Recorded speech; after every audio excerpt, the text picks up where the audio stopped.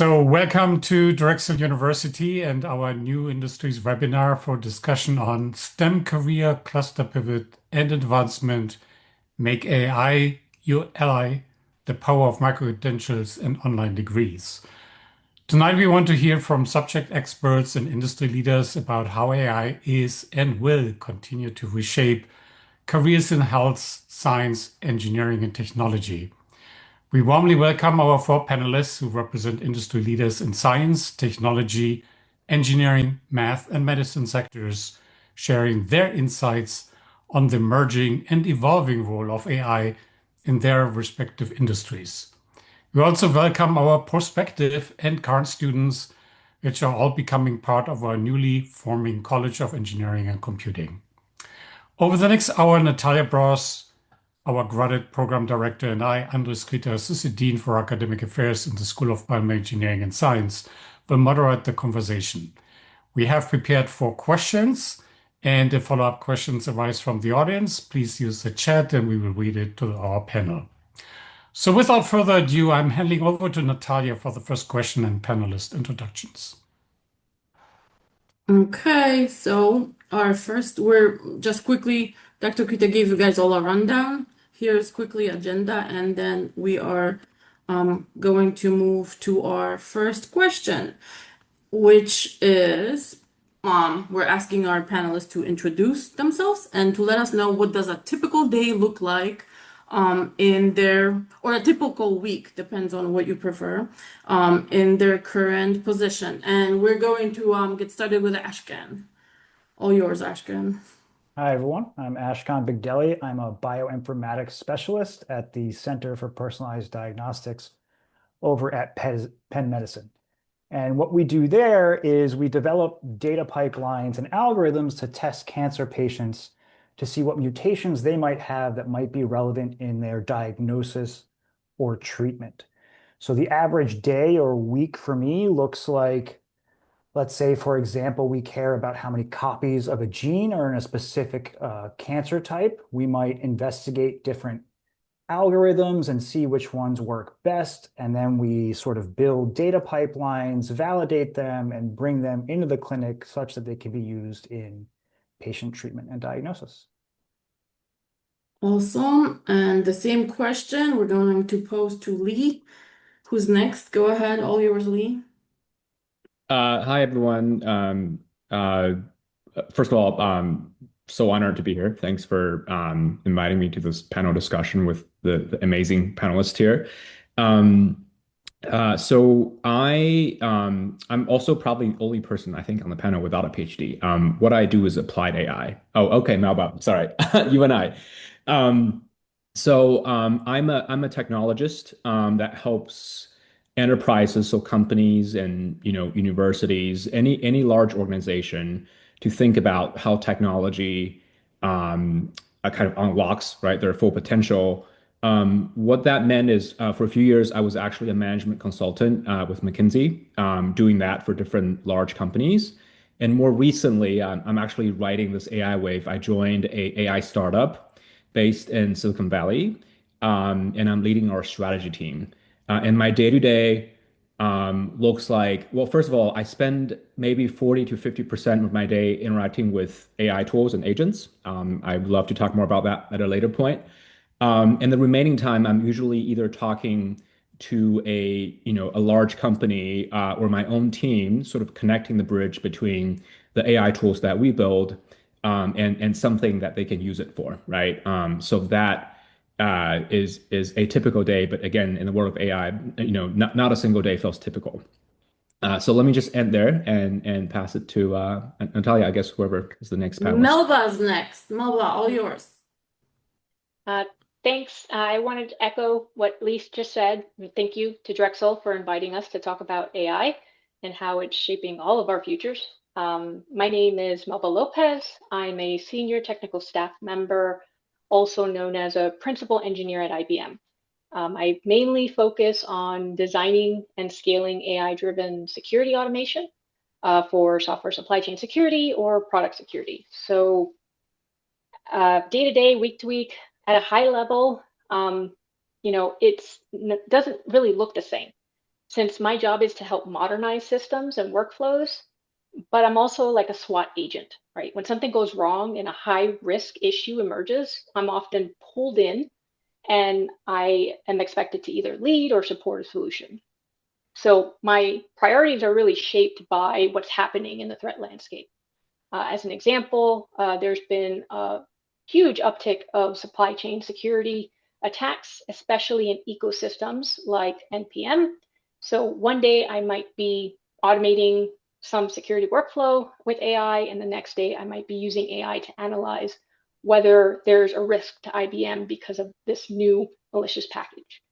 So my work is a mix of strategy, hands-on technical problem solving, and constantly adapting to what's happening in real time. So it's a little challenging, but exciting at the same time. Awesome. And we have Ryan next.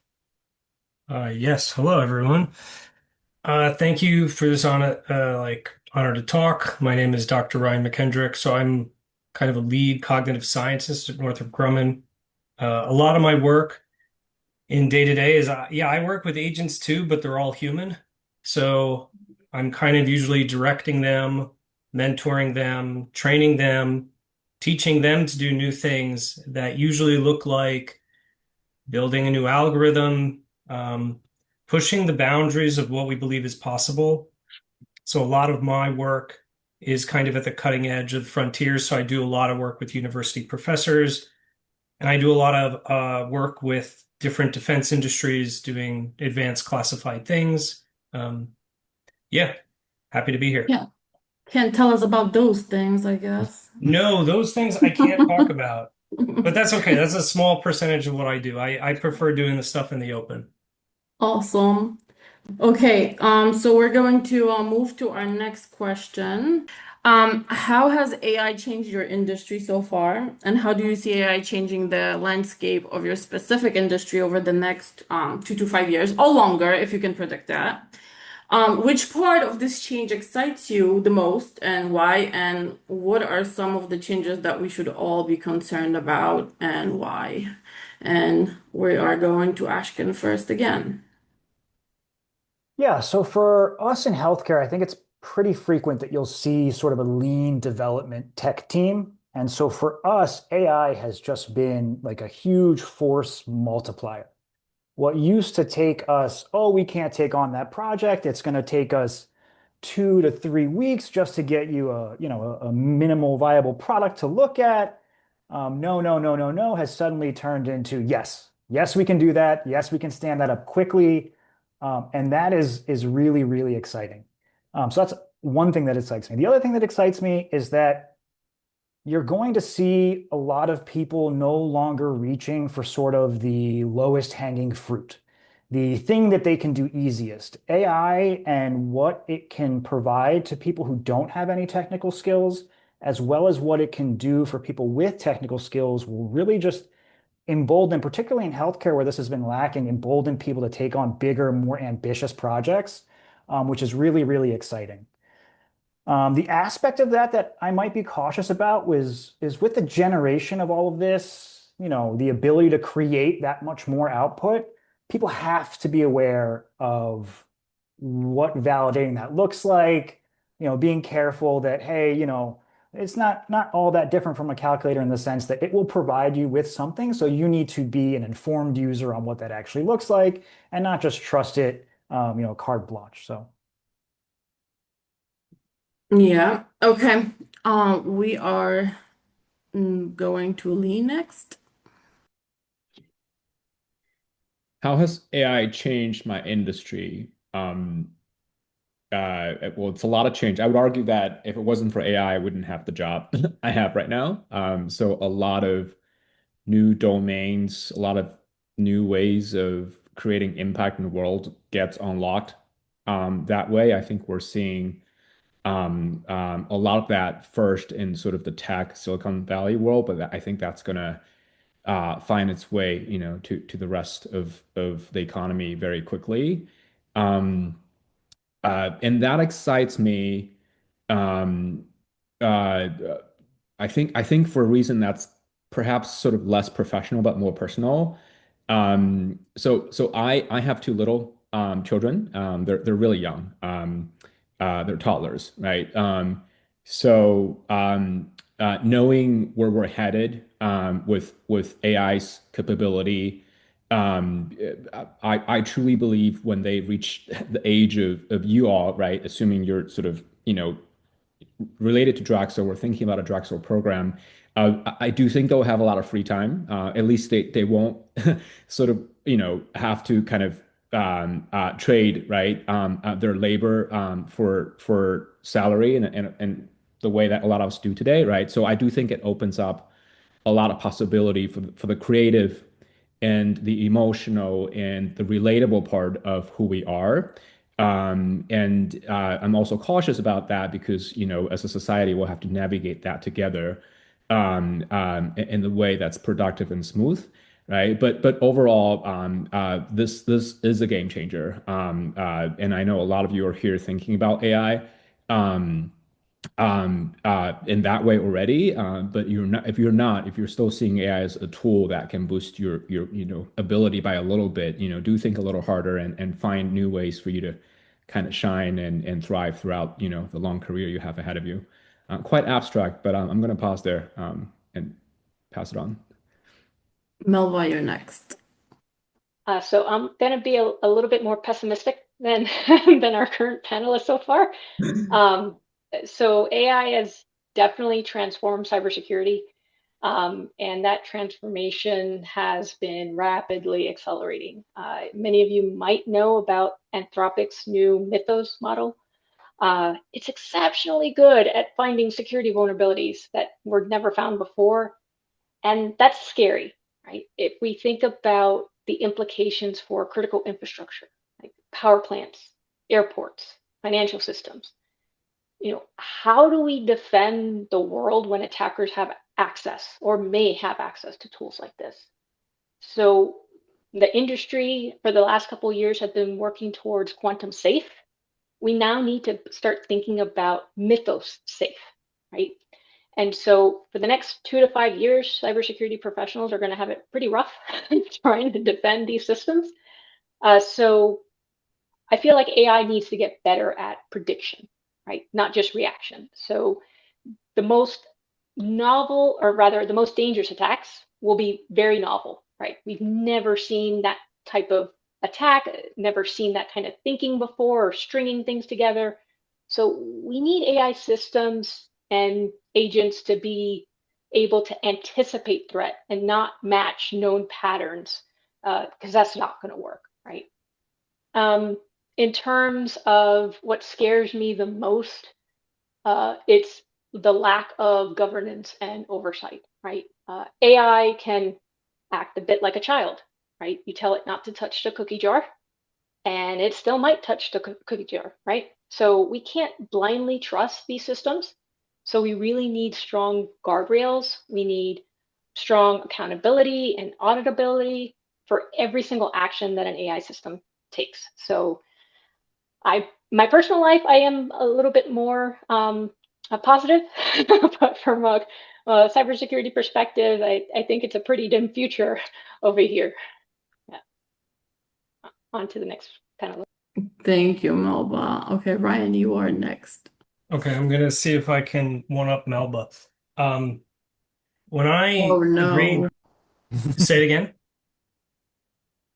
Sorry, am I audible? I said oh no, as in like we're scaring people. Oh, I No, apologize. go ahead, scare away. This is what everybody needs to hear. Well, no, I don't actually think I'm scary. So I was I thought long and hard when I had to come give this talk, because in my industry, what I've seen in the past 10 years working at the frontier is for every good idea, there's at least 5 snake oil salesmen. And what I've seen with these new tools is an uptick in snake oil salesmen who claim to be able to solve everything with these tools, at the detriment to then valuing the future generation of engineers and reproducible ideas, thinking that what I would call this new wave of automation is going to solve it. And what worries me is similar to what worried me with the advent of autonomous driving or semi-autonomous driving. Many people forget all the lessons that we learned from implementation of automation in other industries. So I wanted to tell a short story about the aviation industry. So my other background is in human factors, which studies the kind of human impacts of science, technology on people. And the aviation industry right now is one of the safest industries in the world. And many people will say that was due to the advent of automation. There's no real evidence to back that up. Do you know when automation and autopilot started in the aviation industry? Started in the 1950s. They had autopilot. Deaths per number of flights continued to go up until the 1980s, even with the advent of automation.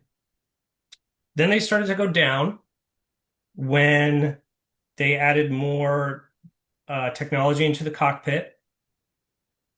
And then they went up again. And the reason they went up again is well understood in the human factors community, but seems to be continuously forgotten in the technology community.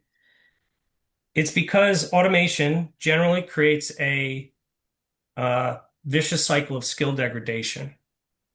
And it's being talked about today with computer programmers. Some have called it comprehension debt. Some have called it technical debt. It's a well-known phenomenon.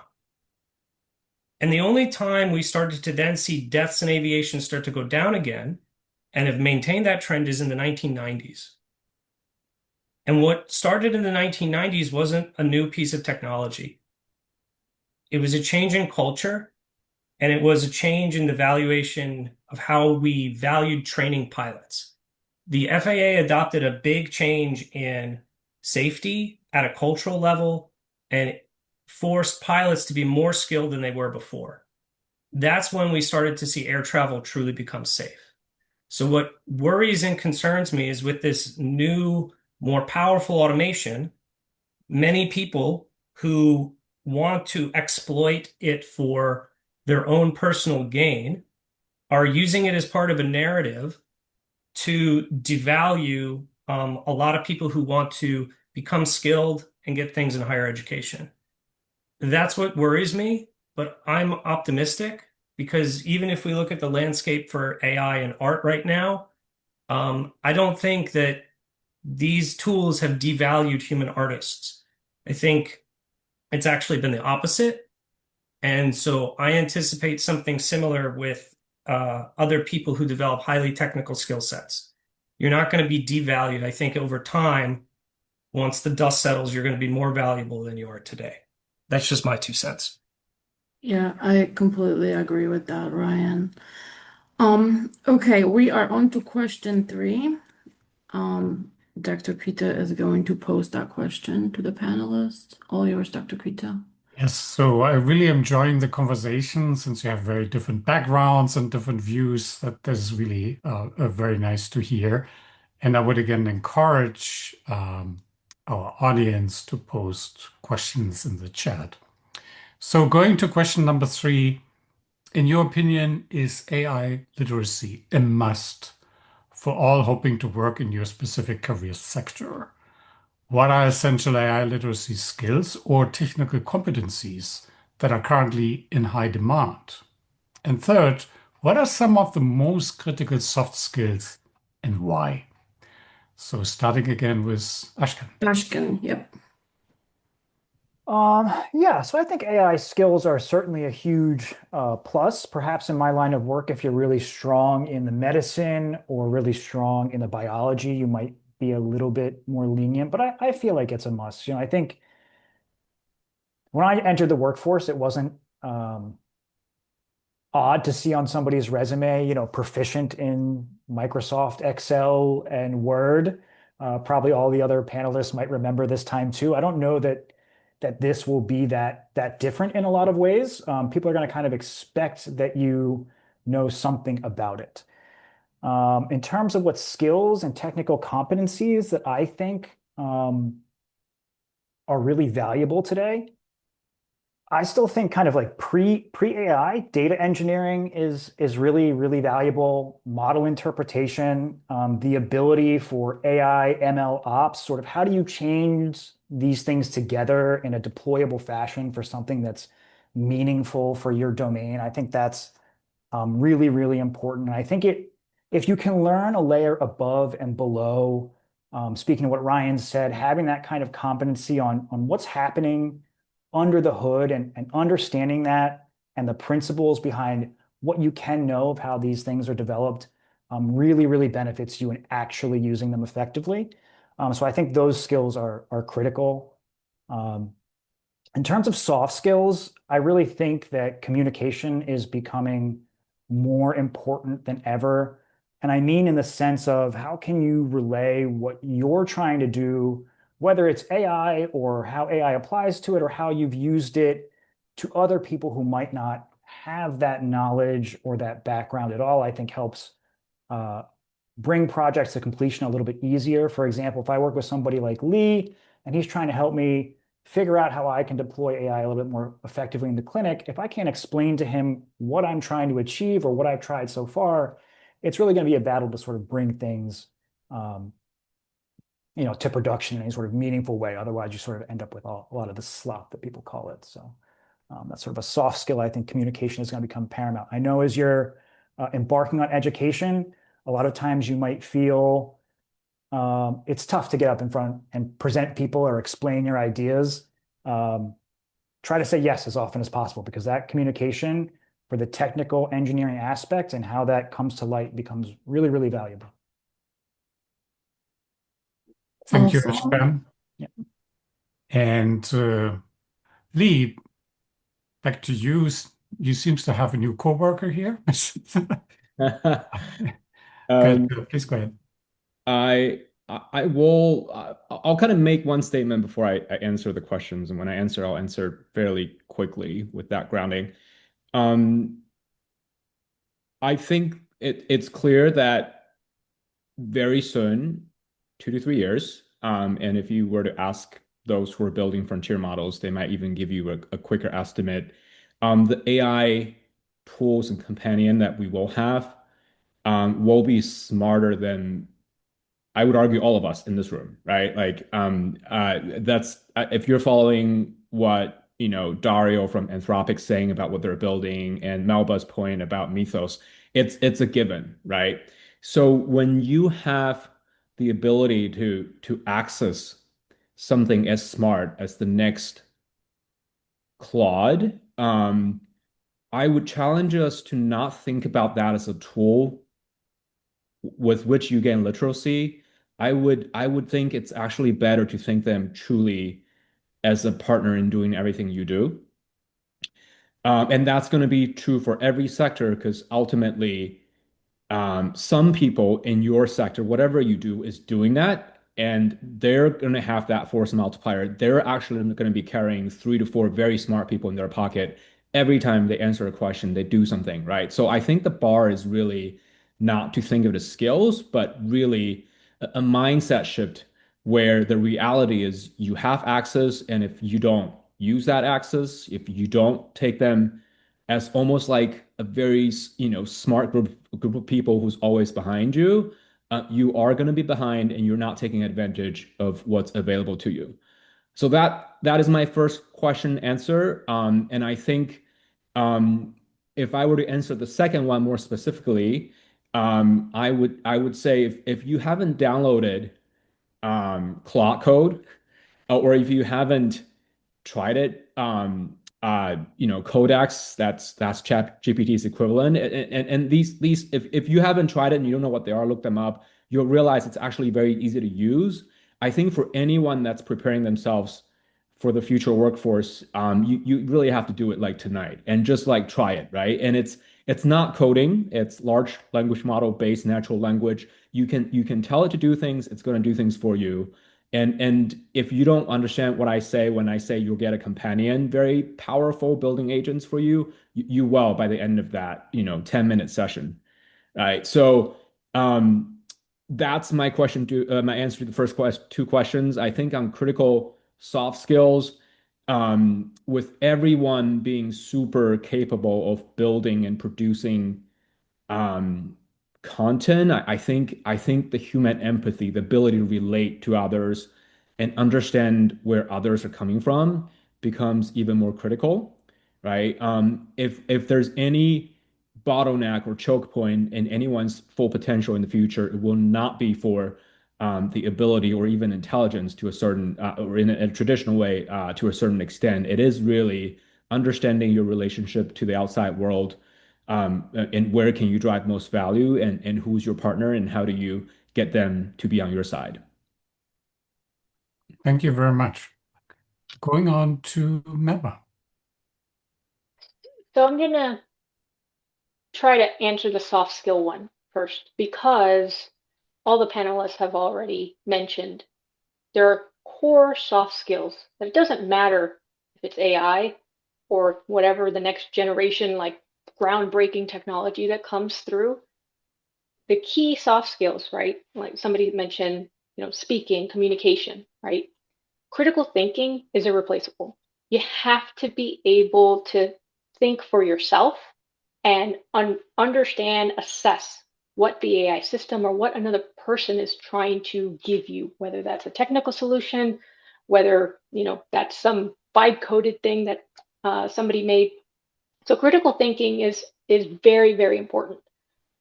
I'll say versatility and resiliency, again, has nothing to do with AI, but that is key for anyone in their career, right? I've raised my hand so many times for things that I don't even know the first thing about. And then I become the subject matter expert, and then, I move on to the next thing, right? So if you think about versatility, resiliency as a means to keep yourself current and being able to pivot whenever you need to, whether it be pivoting from biomedical to MBA. I think somebody in the crowd mentioned that earlier, right? You need to be able to do that at any given moment. In terms of the AI skills, right? AI, absolutely, everybody needs to understand it, not necessarily the fine details and the bits and the bytes, but AI is used loosely, that term, right? So the difference between a generative model versus an agent versus LLMs versus a RAG, right? You need to be able to understand the key terms so that you can talk intelligibly to another person, or being able to interview, as an example, for a job. Because without those skills, you're not going to be able to even get a foot in the door. Prompt engineering, I think, is very important. I'm really bad at it. I really am. I'm still trying to get better at it. But if you tell an AI agent or system, hey, I want you to write me this piece of code. Okay, did you give it more context as to why, right? Did you give it context of, doing it secure by design? Right? You're going to get drastically different results depending on how you ask it or prompt it to do something for you, right? So being well aware of what prompt engineering is and ways to become efficient. And I think that's pretty key for some of the AI skills. And I think I answered all the questions. Yeah. So, Ryan? Yes, you did. Thank you very much for your insight. Going forward to Ryan. I really liked Melba's answer. I think I would definitely second it.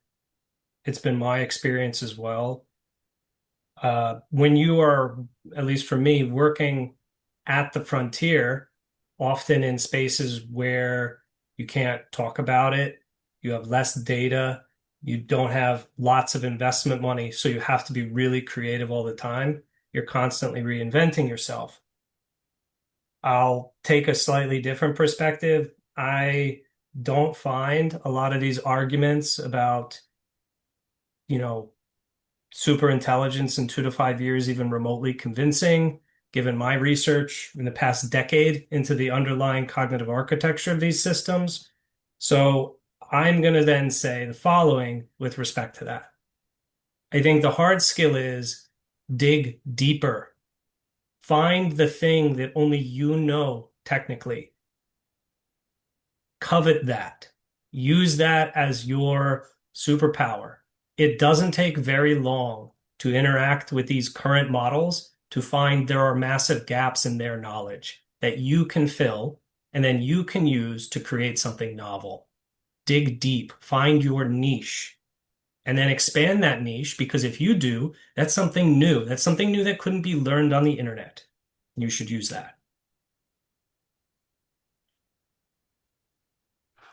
Very good. Thank you very much. So we're moving on to question number 4. How can professionals ensure their roles remain durable and not easily replaced by automation? So what is the best way to gain experience in AI for somebody new to your specific field, like a student about to graduate or recent graduate, or somebody trying to pivot more into AI, such current professionals looking to advance? Do you have any specific certification, courses, books, podcasts, degrees, any tools you would like to recommend? Going back to Ashkan. I think Ryan had a great point. I think durability is in domain expertise. It's in what you can own and become incredibly knowledgeable about and know how to sort of apply that in healthcare. That could mean oncology, digital pathology, all places where AI is already heavily used. If you can become an expert and find your niche there and sort of own it, that brings career durability in and of itself. We'll also second what Lee said on how to gain experience. Download Claude Code. That goes for courses, tools, podcasts, all those things. Claude Code is incredibly useful, or Codex, incredibly useful to learn how these things operate. And if you want to gain experience in that, to question 2, find a project you want to do. Find something that interests you, try and build it. See where it fails, see where it falls short. If you can figure out how to sort of bring something that is just an abstract idea to completion, that is incredibly useful. In terms of books or podcasts, I actually find the documentation for a lot of these places to be incredibly useful. I think Google does a great job documenting their projects. I think Google Colab is a place that you can learn similar to Claude Code, where you can apply a lot of this knowledge. So don't be afraid to sort of dig into the documentation. They lay out how a lot of these things operate and how you can leverage them a lot more powerfully. And this just not only adds to your durability, because now you have something that you feel like you're a subject matter expert into and you know how to apply it. So Thank you. Going on to Lee. Yeah, I'm gonna start by challenging the first question. I feel like there's a pattern in brain today, which is I don't agree with the frame of the question. I think durability is overrated. I know we're debating kind of where we're headed, right? But I think one thing everyone probably can agree on is the velocity of change will only increase from here, right? So I think maybe not think of the role and your being in the role being a durable piece, but the fact that you're always catching the changes and finding the right place for you, and both from the mindset and skill set perspective, lean in and embrace that reality. I think that's really the only way to remain quote unquote durable. I think remaining relevant is probably the adjective I would go for. In terms of getting experience, I guess I answer that. I do think just making sure you're always you're not just trying the tool, right? You're using the tool. And I think this generation, especially, I think AI native it's not a thing you should hear about. It's a thing you should just be in, right? You do have a very long career trajectory from here, and at some point we'll get there, and you're just part of that. In terms of specific tools or sorry, podcasts, books, um, I would actually I would say I have sort of one or two podcasts I highly recommend. One of them is called Darkish, but I think I'll give the name to Natalia so you'll have it sort of in your follow-up email. This is the kind of question that you should ask Claude or ChatGPT, and you should actually say a bit more about yourself, how you learn, what you like, right? And then just put this question in AI. I think you'll get a better answer than me trying to give you a general answer across the entire room. All right. Thank you, Lee. And going on to Melba. Uh, I think I'll agree with Lee about the word durable.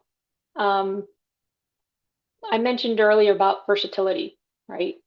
If you refuse to even learn about AI, you will get replaced, right? In the current field. You have to be able to, again, understand AI, understand how to use it when you need it. And as an example, right? I do a lot of architectures, and AI could help me with some of that, but it doesn't understand the human context, the business context, right? What are the internal politics? Yes, that's a thing. What are the organizational strategy, as an example? What's the history of that particular application, if there is any, right? Those things AI doesn't know about. It doesn't understand that context. And maybe at some point it will understand the business context without us having to tell it. And then at that point, it's just time to pivot, right? So think about not necessarily trying to keep your role or keep doing the same thing you do day in and day out, because that is a way to become stagnant, right? Whether it's AI or not. So again, the word durable is kind of interesting. In terms of best way to gain skills, people have mentioned this already, right? You really have to try to use a tool. There's a ton of free tools, trials, etc., that you can use. As an example, I'm very fortunate to work for IBM, and IBM has a ton of free learning online. It's called Skills Build. And so you can actually get trained up on AI or cybersecurity or other things. Open source communities are really, really good to not only talk to people in the industry about what they're doing with AI, but they also have training, like the Linux Foundation, and OWASP has like a generative AI security project. So there's tons of things online that you can participate in or you can take. And in terms of recommendations, again, I really like some of the podcasts and newsletters that IBM puts out. But I also have my curated tech feed, right, which most people do. And that's about it. All right. Ryan? Thank you. Going forward to Ryan. Yeah, I'll kind of agree with pretty much everybody. You've got to work with the tools. Durable is a hard word.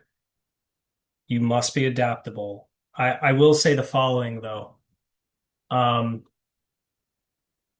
we talk about the stock market, right? Nobody says you should buy high and sell low, right? You buy low and sell high, and you do that by being somewhat contrarian. You should always be aware of try to be aware of what the zeitgeist of the times are and make a conscious decision if you think that is or isn't the right way to go. I have not been successful in my career by just doing what was popular. I thought about where the gaps were and I attacked them explicitly to try to do something novel. That's a way in which you can stay adaptable. Books that I really like, from that perspective, I really like Empires of AI by Karen Howell. And then I would recommend any of the writings by Gary Marcus. He's a really good kind of psycholinguist. I had the pleasure of meeting him years ago. I think those are some good counter perspectives to temper many of the other things that you can see so that you can then make an informed decision once you experience these tools, work with them, and then understanding the pros and cons. All right. Thank you very much. We will further continue the conversation here, but I just want to mention that we will write up a follow-up email. And I think some of the links and tools that you all mentioned, we want to include in that so that our attendees can go on there and follow up, listen to podcasts or do some reading or buy books that are relevant in this field. I absolutely agree that it's not a one shot. You have to really get up to speed. You have to read. You have to educate yourself. You have to form an opinion and also to figure out where are your own skills and opportunities by using AI. And so I want to check if there's any specific questions in the chat. Not specific ones, but I know that we will get our students. Oh, But here we is have one. It's now, from, yes. yes, it's from Aziz. Hi, Aziz. And it's to Ryan. And Aziz asks, where exactly do we draw the line? Because humans have always outsourced cognitive tasks, books, calculators, search engines. What makes AI different? And who gets to decide which skills are worth protecting? I think that's And a really good and challenging question that I've been trying to think hard about recently. And I think there's a difference between something like the written word, which, yeah, very early on was criticized because it was going to alter, human oral tradition, or the calculator because it meant that we could offload doing, little calculations. I think those technologies are different than automation because they were meant to augment a very narrow capability, as opposed to certainly the way some are being marketed today as a means of replacement. I would feel very differently about these technologies if they were not innately marketed, positioned, and implemented as replacement tools, but as augmentative tools. I'm not convinced they are, and that's coming from my own experience. So for me, I haven't experienced a deep augmentation, and I think there's also some good evidence today that speaks to that. And, it's very funny. I gave my story about automation for the aviation industry, and there was a similar line, and it's been the line for automation since day one, in that it will free up all this time for people to think, for people to be more human. And the story has been the same for a very long time, at least since autopilot, is that raw leisure doesn't lead to that. Struggle, challenging problems, waking up and doing the hard thing, whether that's thinking, sometimes it's the manual labor, sometimes it's working through the problem by hand. That's where humans tend to innovate. I'm highly skeptical of anything that's saying, well, I'm going to take this away and you're going to have all this leisure to do with what you want. We should all be very cautious when we see what was one of the first things that was tried to be automated. The thing that we said, oh, well, you'll have so much time to do art. A lot of people wanted to take that away initially. I don't know the answer to what technologies should be made easier. I think we should be asking a different question, which is, what are the unique capabilities that we need for tomorrow to answer questions that we haven't already answered that you can't find on the internet?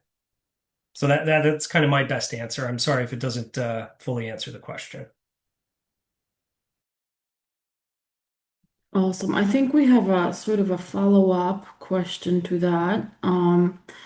It says, let's be optimistic and say very good artificial general intelligence is developed. Where do you see the biggest moat between human capability and AI? I think it's always kind of funny to me.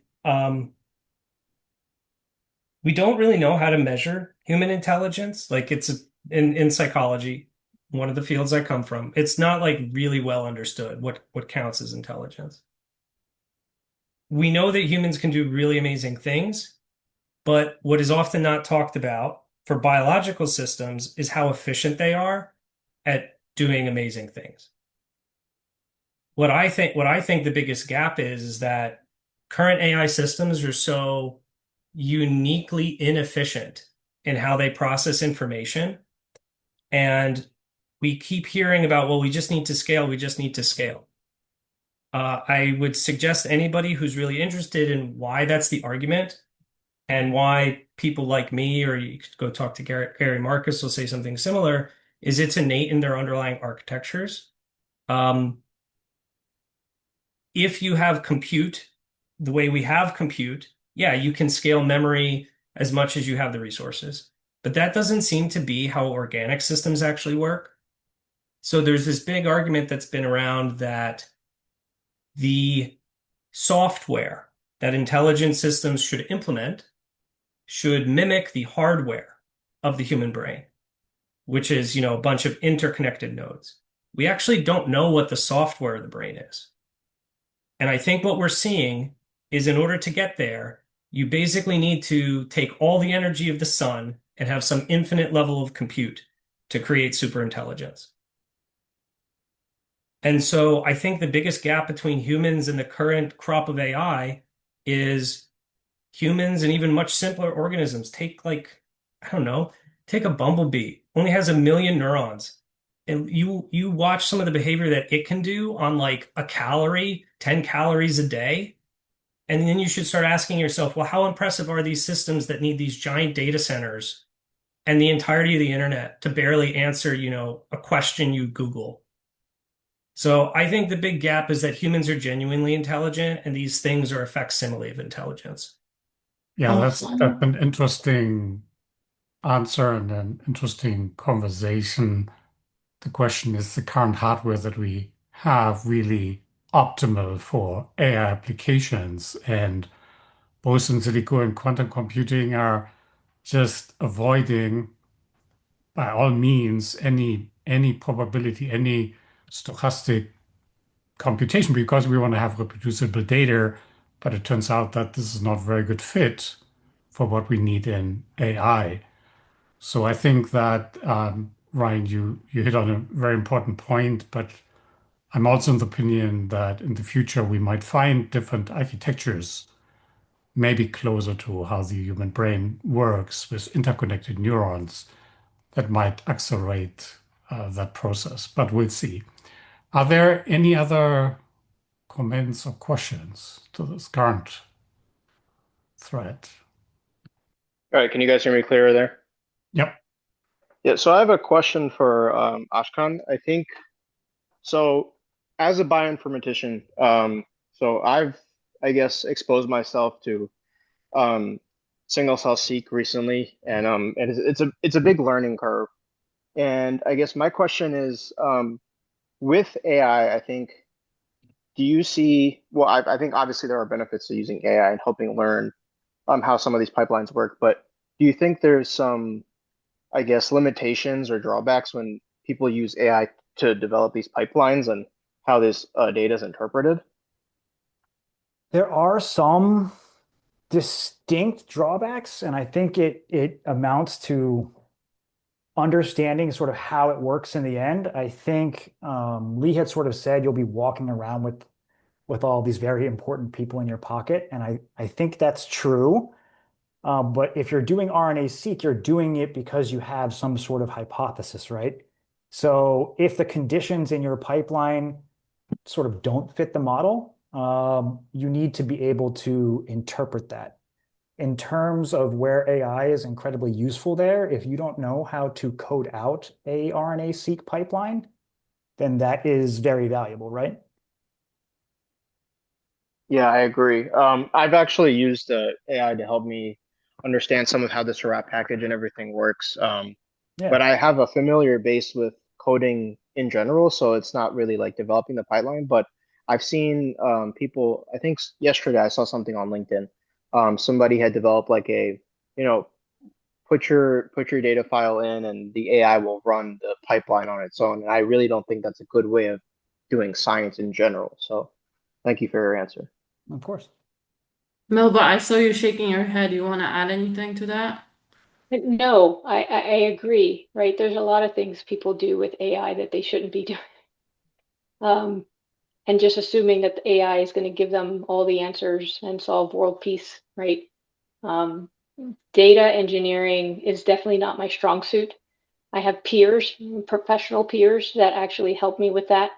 And yes, AI could potentially find patterns that you can't, but you need those people to understand what that data is to be able to properly architect those data pipelines, right? Again, garbage in, garbage out, right? So if the AI system doesn't know, right, what you want or the context properly, it's just going to give you garbage, right? So, I want to talk about something that Melba had brought up earlier, and that's data governance. This is particularly challenging in the healthcare setting, where a lot of these platforms sort of open up access and attach, Claude or whatever agent to it and give users broad range. And we're seeing really having to put guardrails on that for people who should not have access to certain places because the data is structured in such a way and the agent has such permissions. So I do want to echo her sentiment that governance is going to be something that is people are going to have to be aware of, particularly in the healthcare setting of what should be touched, what should be untouched. Just because something can operate on it, you can use your RNA-seq example. Let's say that was from a patient test, and that patient did not consent to having AI sort of operate and make hypotheses based upon its data, but it was there in your lab's data store or your hospital's data store, and therefore it had access to it. So I did think she brought up that point, and I wanted to sort of underline it. Okay, we have a really long question, so maybe it is easier for our panelists to read it. Can everybody see it? Because it's gonna take me half an yeah, hour to read it. Okay. yeah, yeah. I Whoever think, wants to start, go ahead, Melba, all yours. yeah. So not all commercial models are proprietary, right? Um, there are commercial models that are not, I wouldn't say commercial models, but there are large models that are provided to the open source community. So definitely take a look um, at things like Granite. I don't know if Olama is or not, but there are definitely some out there that are free to use and you can download.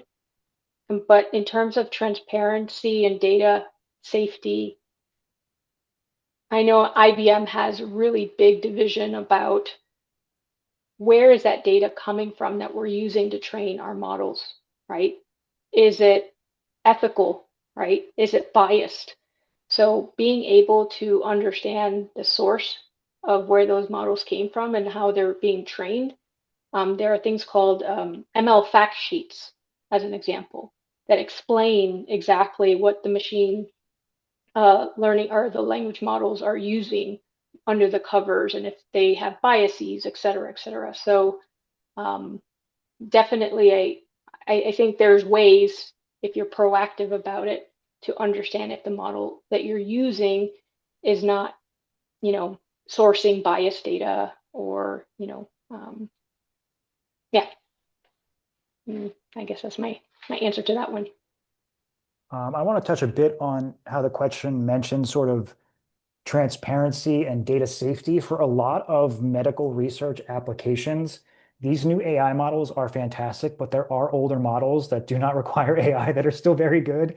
And the application is very sound. And if you want to use AI to execute them, then that's excellent. And that's sort of why I spoke earlier, why you should sort of know the universe of things that exist, because there are other models that can maybe apply to your data with less resources, less cost, and actually more transparency. Um, and you can understand the decisions that are made a little bit better.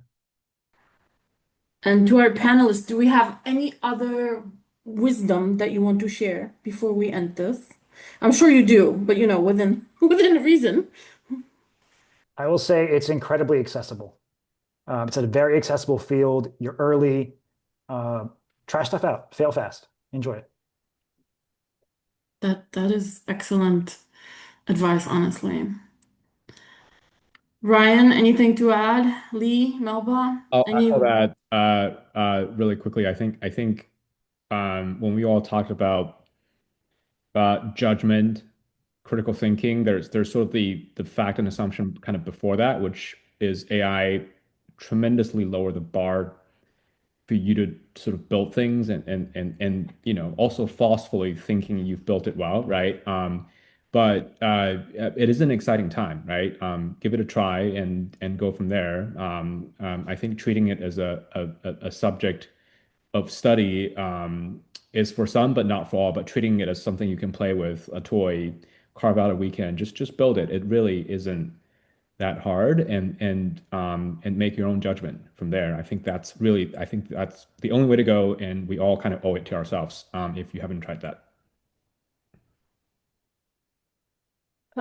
For me, I would say whatever you give that AI system, agent, model, would you trust a stranger with that information?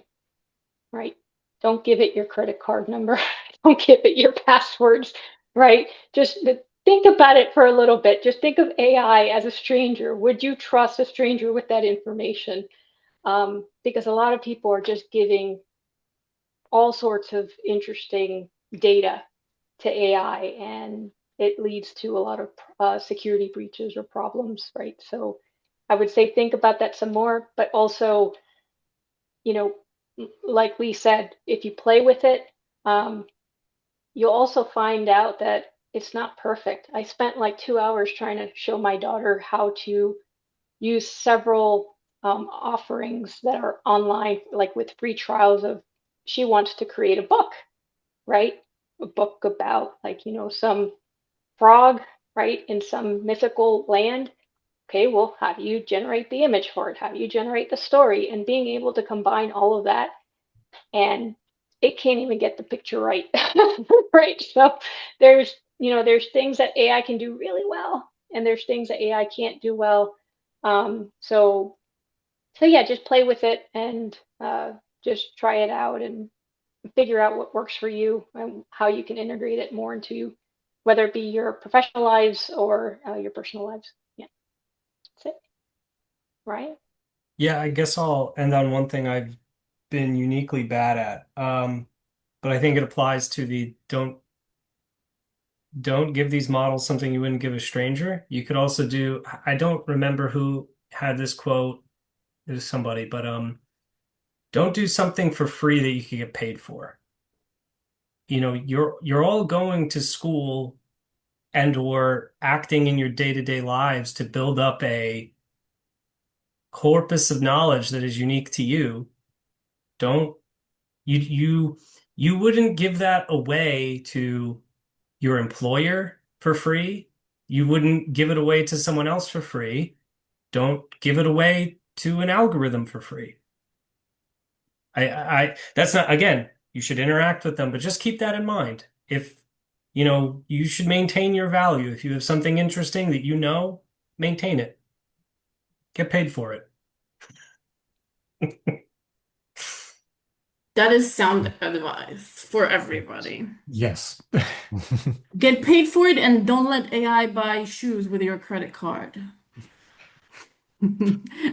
Okay. I can't top that final sentence from Natalia. So, again, thank you very much to everybody listening in. Thank you so much for the panel, for your wisdom and for your thoughtful responses to our hard questions.